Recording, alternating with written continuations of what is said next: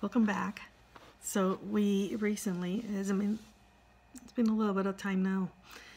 I listened to, I believe it was the 5 hours of the visiting interview of Chris Watts in prison by the different agencies, detectives. I think it was the CBI, FBI, and the Frederickson police as well. They explained to Chris Watts that everything happened so fast. He confessed, they booked him, he pleaded guilty, they put him away. Everything happened so fast that they didn't get a chance to ask more questions, and they didn't have the full story of things. And so they came to ask more questions. They also thought that Chris Watts was very peculiar, very different, and that he didn't fit the mold. And one of the investigators said that, in particular, he found it striking that Chris said to him, "I'm sorry I lied to you." Anyway, not fitting the mold might be one thing. But the one positive out of this second interview is, in my view, is getting, finally, the family might get some resolution and get some closure that Shanann's name has been cleared of any blame, of any accusations that she had killed the girls. There's also some news that Chris Watts might be having been put back on protective custody, that he's being yelled by his fellow inmates, ways that he can kill himself. Somebody had said something that Chris Watts may have now written his own death warrant. Perhaps because if there wasn't, he had put away any doubts that he had killed his own girls. Now he finally clarified that it wasn't his wife, and it wasn't, not necessarily that people had believed his original story. I will also point out a couple of things. I felt the pulled again. He sounded very somewhat compelling. He was crying while he was talking about killing Bella. But if you pay close attention to a few things, you have to pay attention, of course, the things that he did were hideous. They were really bad. I thought it was interesting. I will just point out two things in terms of looking at these psychology that we're trying to understand, because we may run into people like Chris Watts. The chances and the odds are very small, but it's good to know the things that you can look for. One of the things that I noticed was that him saying, "I'm not a monster." The things he did were monstrous. And if he was beating himself up, if he was really down on himself, beating himself up over what he did and saying, "Wow, look at what I did," he would say, I would think he would say, I'm a monster, look at what I did. Instead, what he told the investigators, he says, "I'm not a monster." He's not seeing still what he did for the monstrosity that it is, in my view, from my perspective. And also, when the investigators asked him, "What would you have us do different?" he said, "Yeah, I'm not suggesting that I say that Shanann did this." On the overall, on the interview, you find several things that look like where he is exculpating himself somewhat still of his actions. He shows a great deal of regret course, he doesn't like the situation. I would think he's not liking the situation he's in now. He's lost his freedom, but you see a lot of regret, but not remorse, from my perspective again, to what I hear. But boy, did I feel that pull. I was trying to look up what charming means, and it's almost like a spell. People, like putting an incantation on people. And I'll try to read through here. It's difficult because I have very disorganized notes. But I'm going to try to read some of the things that I'm trying to put together in terms of the psychopathy of this case. I believe it's interesting the way he talks about his own grandmother. It almost sounds, not knowing her very well, it sounds like she might be the only sane person in his family. She did come to his wedding, and is the one person that he did see, made a point of seeing when he was in North Carolina. Not knowing her, I am already liking this person. It sounds a little bit different than the other people that we've heard from. Going back about his sister and the nuts again, I keep talking about these things. I find it very apprehensive that a physical therapist would participate in any kind of games when it comes to little girls' allergies. Found it apprehensive. So Chris Watts does not seem, he seems to taking a certain amount of responsibility. At the same time, well, he's taking a certain amount of ownership, but at the same time he kept saying it looks like I lost control and something else was controlling me. And then he keeps talking about this whole situation with Nicole. And I did feel that pull of thinking, the poor guy. He did say that they asked him, and he did say that if given the opportunity, he might have liked to talk to NK. They say, what would you like to tell her? And he said that he's sorry for what he put her through. Question wasn't asked what he would like to say to Shanann's family, because there's a lot more to say to them to be sorry for, I believe.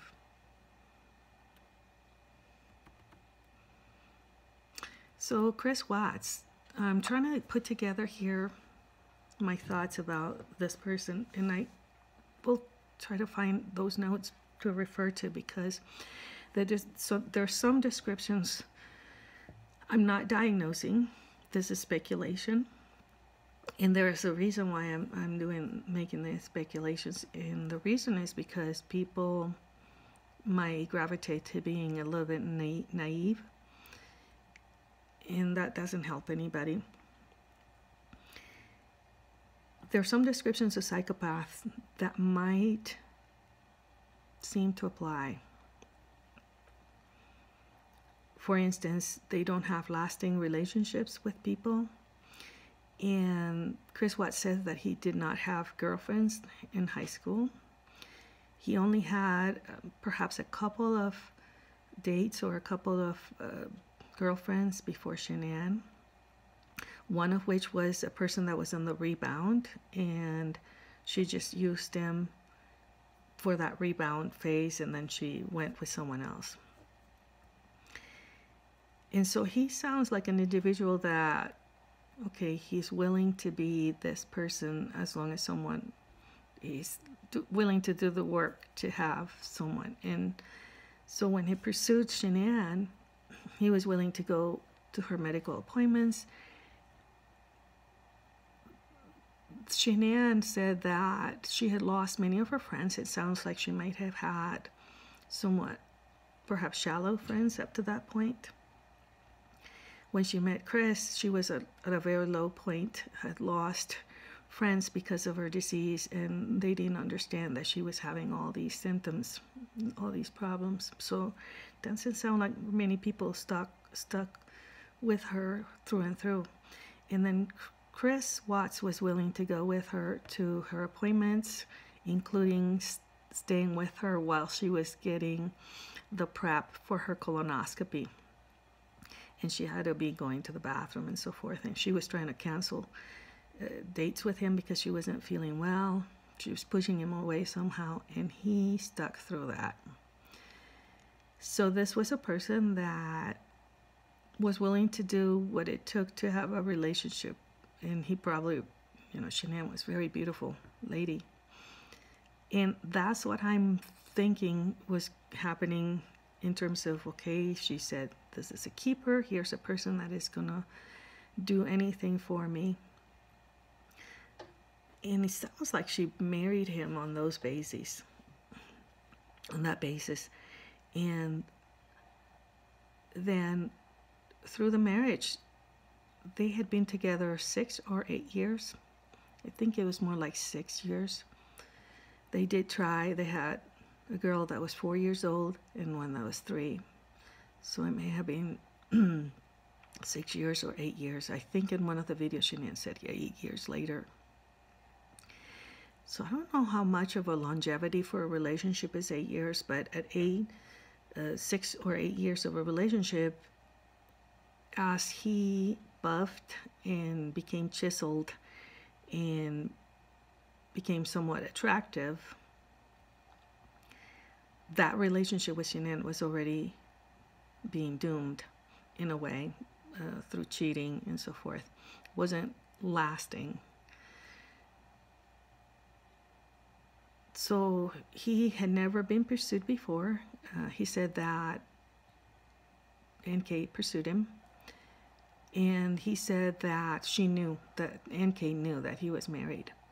So I imagine NK going, I want that guy. I want what Shanann wants.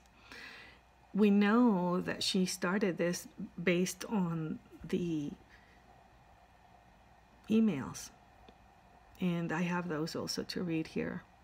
I think I'll go find them. Okay, I have them on my phone. But in the email, she said, I like to start a significant, here she's talking with someone at work, and it's not work related. She says, I'd like to find a special someone I'd like with whom to build something like what you have with your wife. And then at the end, it's like, I believe in karma. I believe in karma too. And what comes around goes around, so we'll see what happens with karma. But she said, I believe in karma, and therefore I think that I should rather just keep things with you on a work basis relationship. I'm paraphrasing, would have to read the email, but she started it. And if you read that email, that is starting something. And then he responded. And he did not respond in the manner that a person who's married, who's not interested, who's not looking, who's not interested in anything else would respond. But rather like, whatever you said, here's my personal phone number, and our conversations stay between us. And so anyway, that was the start, those emails, and it was started by NK. So that's what I was reading here, that psychopaths are unable to form emotional bonds with others. They can be composed. They can look sincere and trustworthy. They fool people. They try to get into people's mind and make them trust them. And that might be what he did with Shanann. Become very trustworthy. At a very short amount of time that he knew her, at her lowest, when she was needing the most someone, he was there. They're manipulative, they're deceitful, and they're good at playing roles. They look controlled, premeditated, deliberate, and cruel. And what I wanted to say also is that whenever you listen to Chris Watts, anything that you listen, my personal experience is that you end up dizzy. Like, you end up dizzy and confused. And it's really hard to pin down what is truth and what isn't. It's like he throws you for a ride, and you're not gonna get what you need from him. And by the way Chris explained that NK knew that he was married was because he had a photo of his wife on the locked screen of his phone. He had showed her pictures of his daughters, but the picture of Shanann was on his locked screen. So maybe it sounds like they never even needed to address the fact, like, doesn't sound like she asked him straight out, "Are you married?" But it sounds like she knew and it was understood. He never told her. We don't know if he's playing with us, because he is saying, practically what she said was that he told her that he was planning to leave his wife, or that they were already separated, and that he was living in the basement. So in this part, we really don't know who's lying, and I also have issues with listening to NK's interview as well. There's a lot of disfluencies and a little bit of that same dizziness, like you don't know what they're telling you.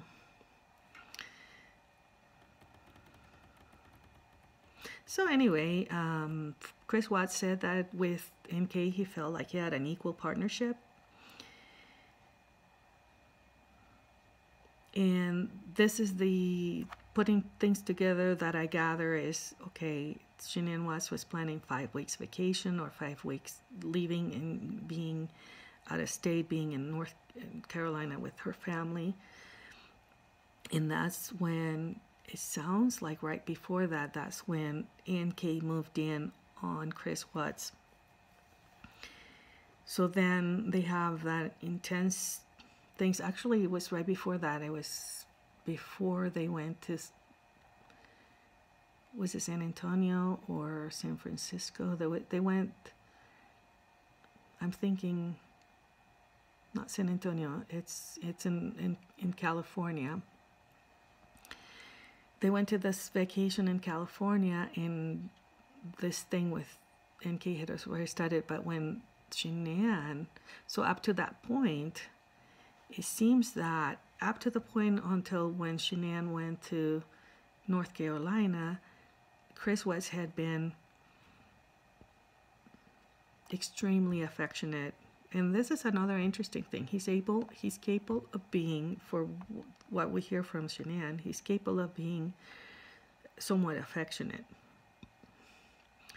So he was affectionate, a doting husband. Well, when I say affectionate, what she specifically said was, he couldn't have enough of me. Right before she went to North Carolina, up to that point, he couldn't have enough of her. That's what she said. Not enough of me. So it could be also, the sexual component of things. And then she leaves for North Carolina. He has this intense sex thing going with NK, where she even apparently seems to have looked up anal sex. Seems like she was willing to learn about these things. Was she trying to entice this man greatly? Well, and so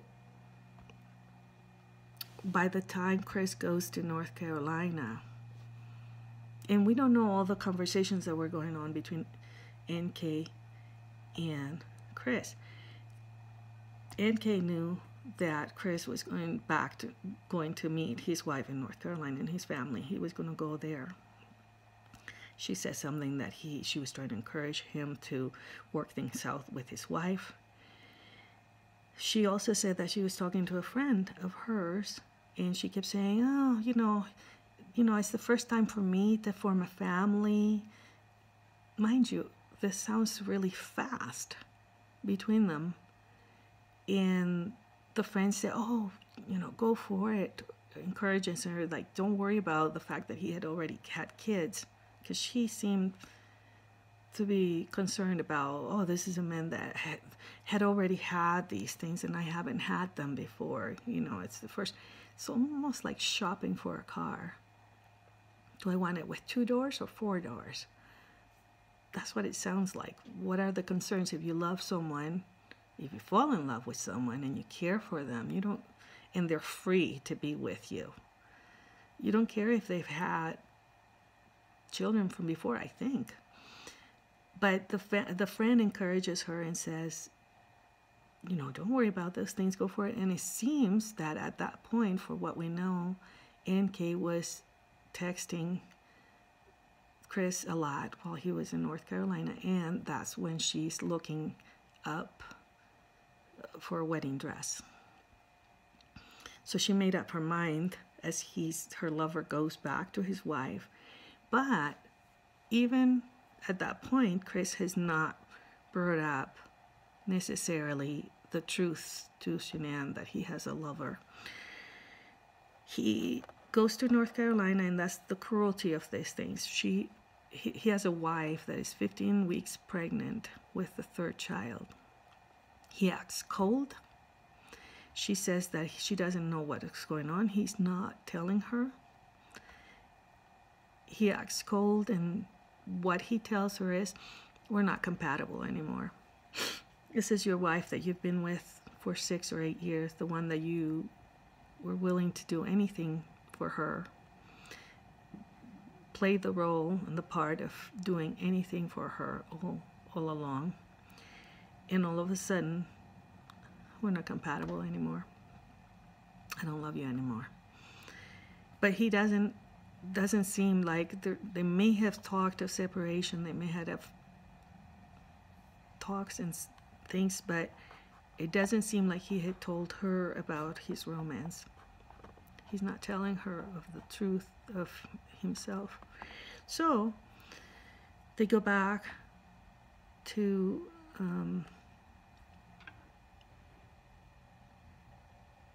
they go back, and then things now have changed after she'd been gone for a while. And going back to the fact that Nicole said that Chris Watts was not wearing his wedding ring, the explanation he gave didn't seem to make sense to the detectives, and it makes sense to me. Unless I don't know the period of time that it took for him to get all chiseled and buffed and kind of really lean and thin. It's from what Shanann was saying, he was losing the weight fast.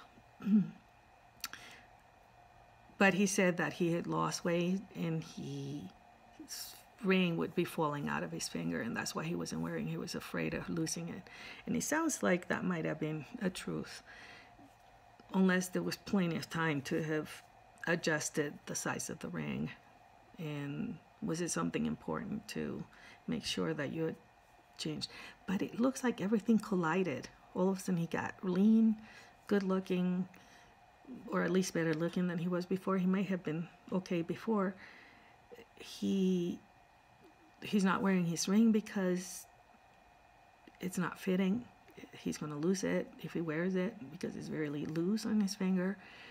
This Nicole woman spots him, or he spotted her too. Shanann decides to go to North Carolina for 5 weeks.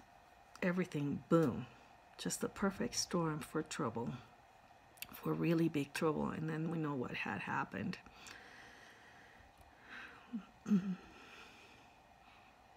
And out of this interview, we hear Chris saying that Nicole had asked him to delete everything from his phone, and everything that had to do with her from his phone.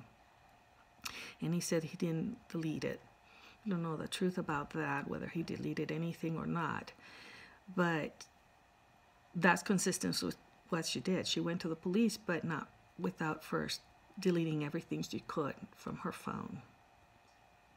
Well, you go to the police so that you don't get in trouble, but then you delete everything that could implicate you in something. So I think he was throwing her under the bus when he said that.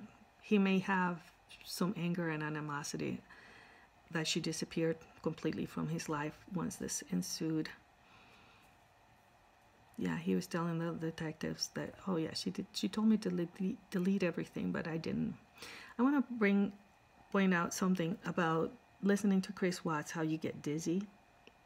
There's incoherence in his speech. There's the disfluencies, perhaps, and whether he's weaving truth and lies together. And then there's that broken voice that kind of really wrenches your heart, and you feel really, oh my God, this guy. He never broke down sobbing and crying, like really.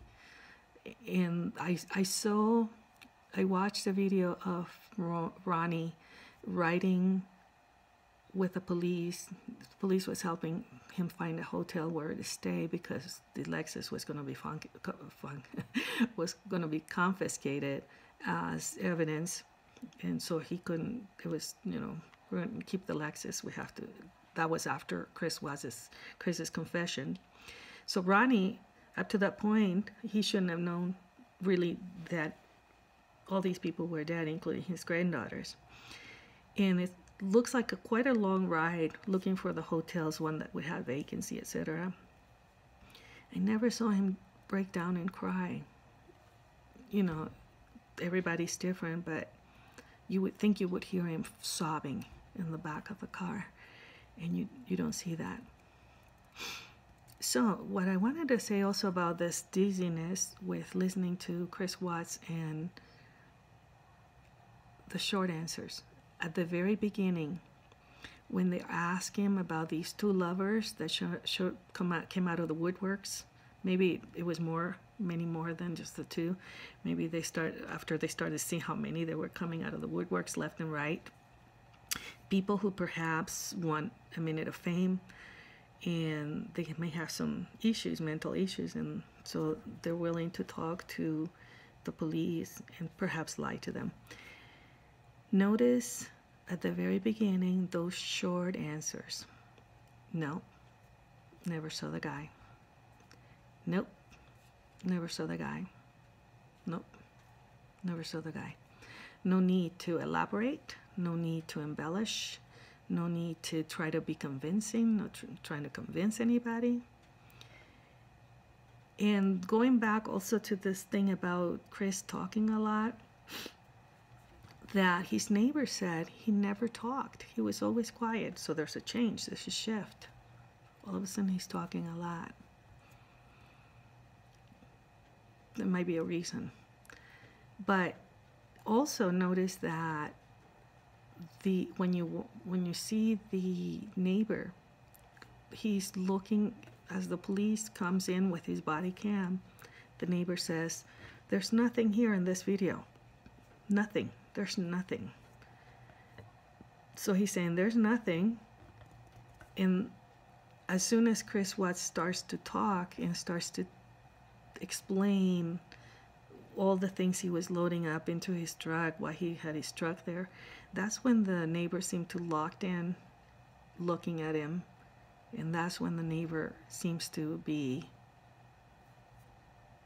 thinking something. And then the neighbor talks to the police and says, this is different. This is different about Chris Watts. So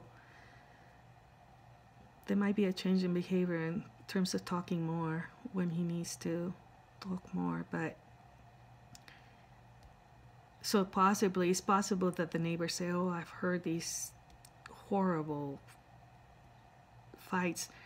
That's also a possibility. Maybe they didn't have very many. They could have had one when they came back from North Carolina, because Shanann was suspecting that he was being disloyal to her.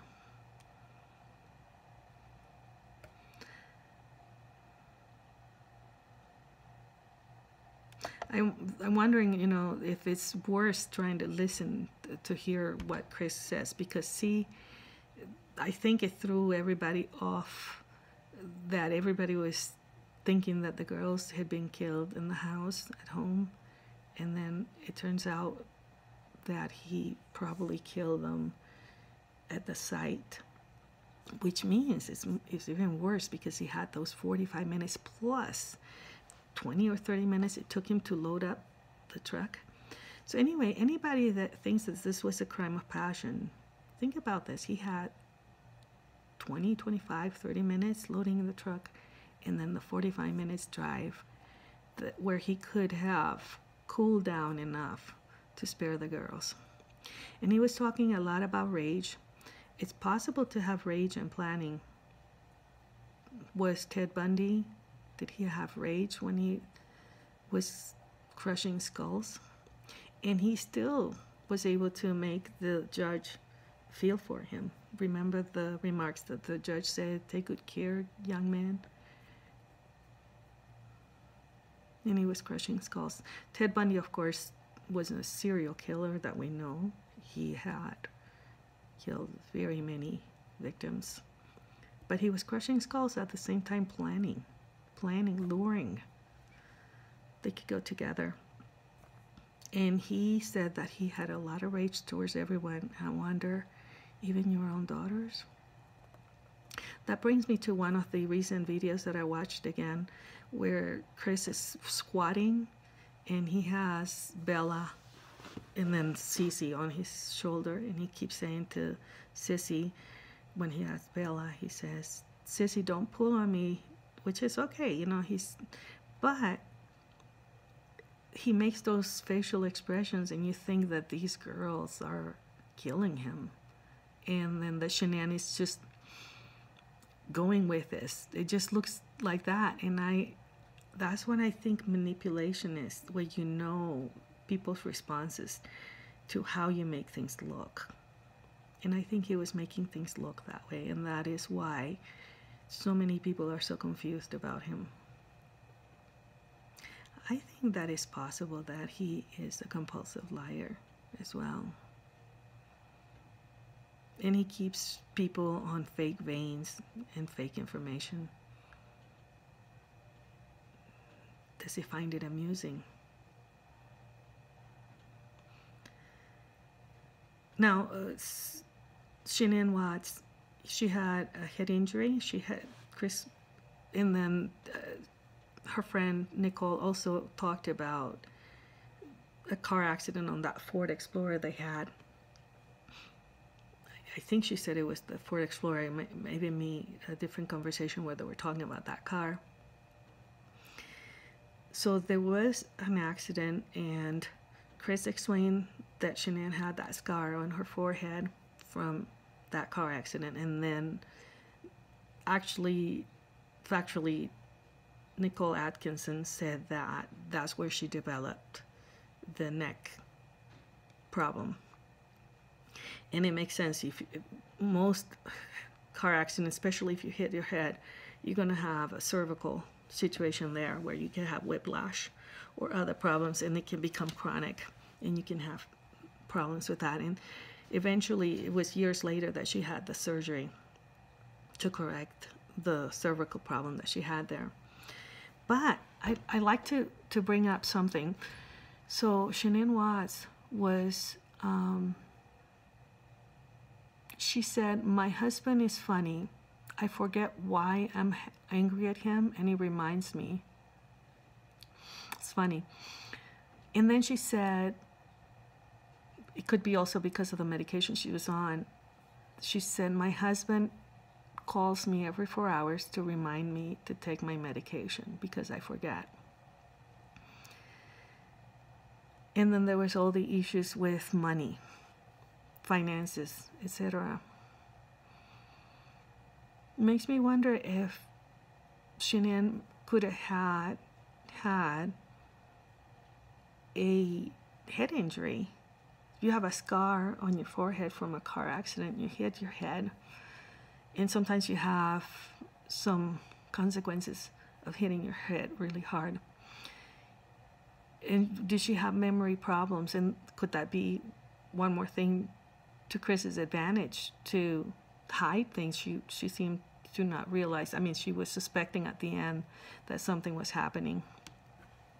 But I wonder if she had some issues with her memory or other things, and that could have been something that affected also employment. Maybe this was the best thing she could do. She also wanted to be a stay-home mom, and she running the business from home might be something that was allowing her more time with her daughters. There's this video of Shanann. Oh my God. There's this video. It's if you look it up, it's Bella, what do you want to be when you grow up? It's a tearjerker. I ended up having tears. Beautiful. Shanann is showing Bella how to do a dream board. And on that dream board, I thought, oh, well, Bella keeps talking about a trip to Disney. So at first, I thought maybe there's material things there, you know, things you like to have. It was all affirmations, like I am inspired, I am loved, I am, all these positive affirmations were on that dream board. And there's one that says I am perfect, but it wasn't in a shallow way. She said, you are perfect to me, she said to her daughter. And then when she said, what would you like to be when you grow up? Bella says, a doctor or a nurse. And Shanann says, well, why do you want to be a doctor or a nurse? What do those people do? And she said, they help people. I recommend that people look up this video because it's really heartwarming. I don't guarantee that you won't have a tear, but it's really interesting. It didn't seem materialistic. It seemed, or shallow. It seemed much deeper than that. And she was recommending that kids should have these.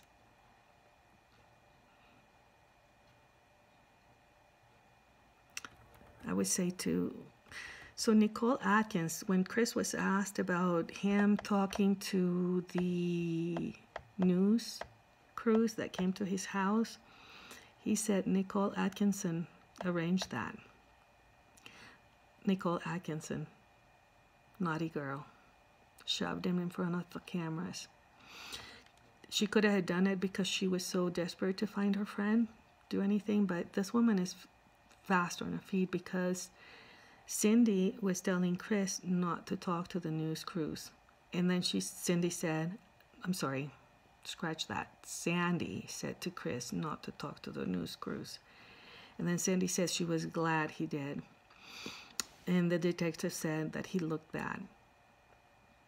So that was one of the things that helped in this case also. His demeanor, not showing absolutely much concern. And that's what people said, that he never showed emotions. Makes you think about, you know, who are the people that don't have emotions, that can do things with very little regard. But anyway, Nicole Atkinson said that she was offering the detective to talk to her 16-year-old. Don't offer your 16-year-old to talk to the police. You want to be helpful, yes. But notice how the police were already talking to Nicole Atkinson and saying, well, you know, the cameras show you leaving, show you pulling out of the driveway, but it doesn't show Shanann coming to the doorway. They were already asking those questions, and then Nicole offers, oh, I think he strangled her. I'm so glad that this whole thing, I think angels were involved because they needed to be, and there was a reason.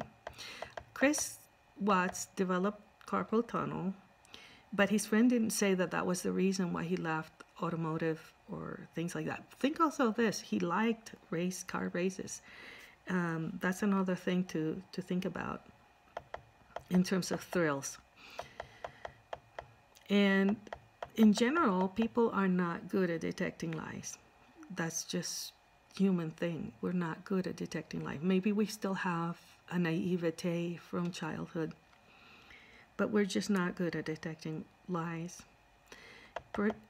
Particularly with dealing with psychopaths, we're very effective at deception and manipulation and confusing. Detectives are not better than the average person at detecting lie and manipulation. They may have more training and expertise, but they have to be skeptical, not overconfident, because these people can manage to gain early release or being convicted of less serious crimes or beating charges. And you see how good Chris Watts was at gaining sympathy. That might be why he may have thought that he had a chance at fooling everyone, you know, at pulling this through, and oh yeah, I'll just talk to the police or the news. They probably lie about a lot of circumstances, so they would lie about a murder, of course. You know, they may have that already patted down in some way. People who are born again, you know, Chris was talking about now reading the Bible. The way he was talking didn't sound to me like those people who are born again and all of a sudden they start quoting the Bible and they talk. You know how they talk. He didn't sound that way. It could be that he could just be reading it, but makes you wonder if this is another one of those manipulations. They are able to manipulate staff into believing that they are making progress and they're getting better. And sometimes therapy could be worse with a paradoxical effect. They might sharpen their manipulation skills or knowing what people are looking for in terms of looking like they're doing better.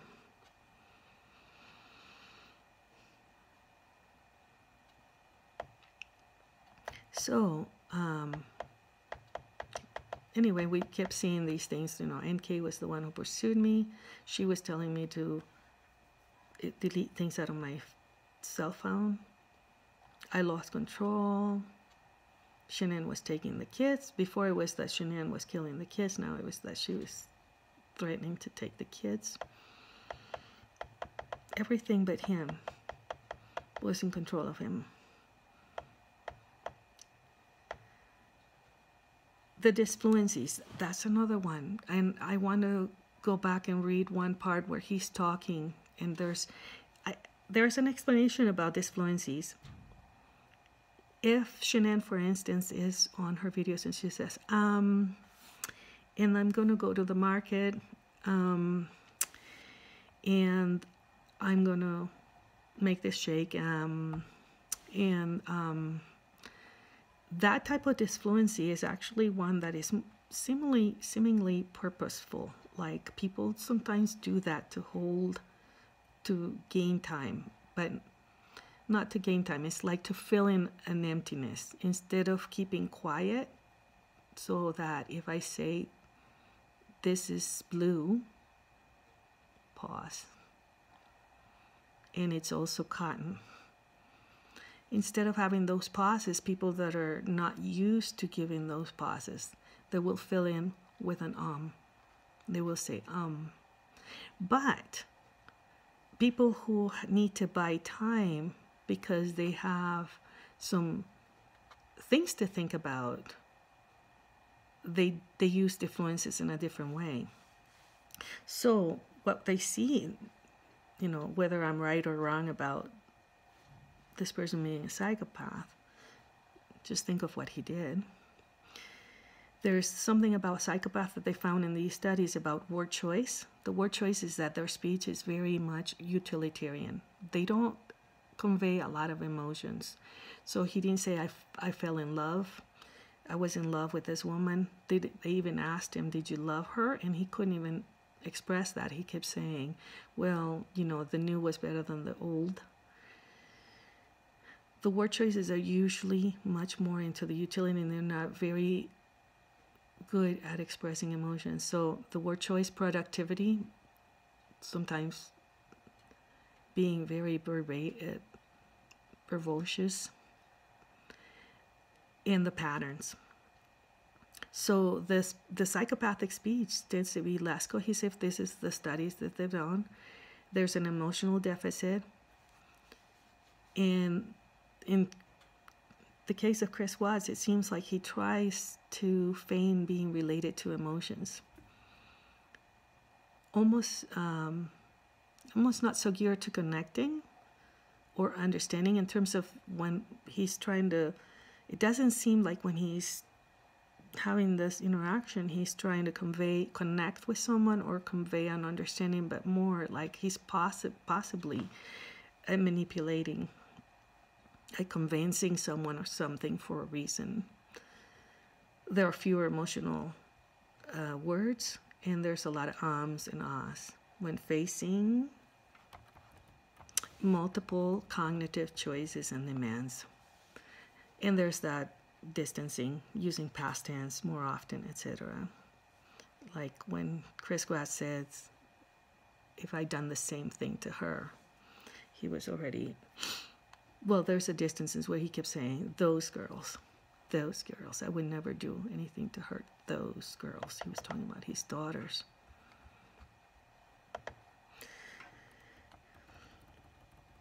So Sandy, Shanann's mom, pronounces, from what I heard from Dr. Phil, she pronounces her name as Shanann. She says Shanann. And Chris Watts pronounces it as Shanann. So it's interesting that also that is different. And I did talk about the video of Chris squatting with the girls as well as Shanann's video with Bella. So yeah, imagine that big, strong guy, really strong, worry that this little tiny 2 or 3 year old is pushing on his shirt while he's squatting.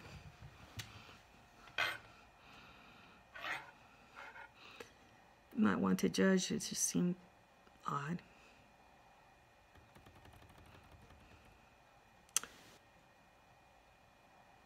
And there's the other video of Shanann talking about not taking chances with things that they like to bake. They would like to bake things with pistachio. They would like to make desserts with walnuts, but they're not taking any chances with Sissy. She also was talking about the girls were in the hospital the night before. It doesn't look like a call for attention in any way. She gets into it towards later in the video as she's showing how to make these desserts with her products. And when she refers that we're not doing pistachios or walnuts, then she mentions briefly, doesn't drag it on very long. She says, the girls were in the hospital the night before with respiratory issues. They had to give Bella prednisone. You don't usually make those things up. And Sissy will have to get better. So it doesn't sound to me like one of those people that makes things up and makes the girls be sick. Could be wrong about that too, but that's the impression that I got. Lastly, I would like to say about the Ruzek family, Sandy, having spiritual experiences. And I have seen people go like, what? And perhaps mocking or not. I thank God I have not seen a lot of disrespect towards that. Spiritual experiences are very real to the people that have them. And it doesn't mean that they're not real at all. They're very subjective. But there's no proof, nothing that can prove that they're not real. If you're a person, for instance, I'll give this example, that you feel close to God and you believe in God, that is a very subjective thing. And, send the person that can prove you wrong. So the experiences sound incredibly comforting. I think it was beautiful that she shared it with everyone else. And whoever believes that those are things that happen, and I tend to believe that it's very, very possible, it's comforting to the rest of the world as well. So I made a video that is 50 minutes long. I don't know if I missed anything else from that interrogation or that visitation.